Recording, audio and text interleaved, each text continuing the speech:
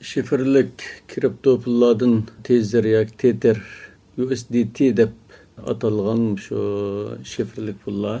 Bunu devletler pul ötkeşlerde işletiş için elip setişinin hükmü. Bu doğruluk 2 yılın yağımandan sonra Allah köp. Bu tezler yaki Tether yaki bazı devletlerde USDT isim bilan tanılgan bu şifirlik pul şu bilikçin zinciri tabi. Bu türlük şifirlik pulların şu paydalış niyetide elip satkan paraktan paydalanış hazır kadar alımlar tarafından caiz emas kiliglik. Onun albatta caiz emas işte türlük sebepleri var.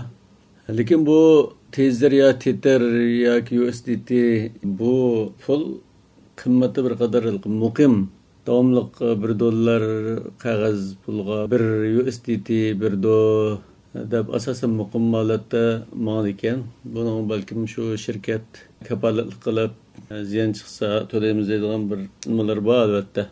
Lekin bu şirket bütünlay çöküp ketsa bunun nadın kapalatlık kıldı o ayrım mesele.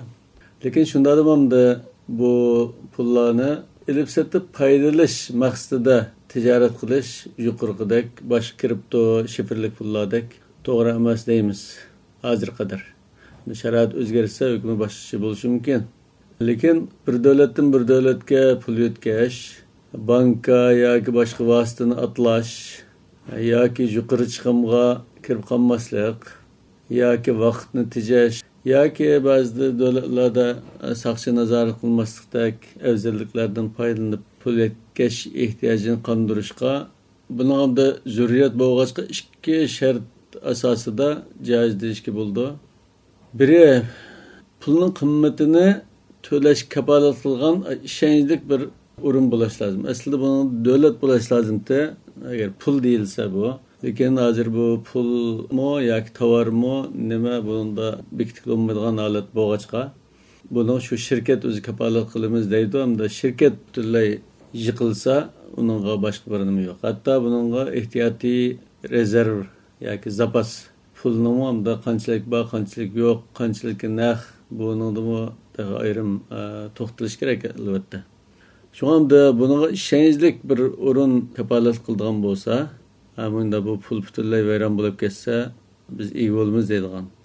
Mesela o'tganda Luna butunlay vayron bo'ldi, butun og'irli ziyon tortib ketdi.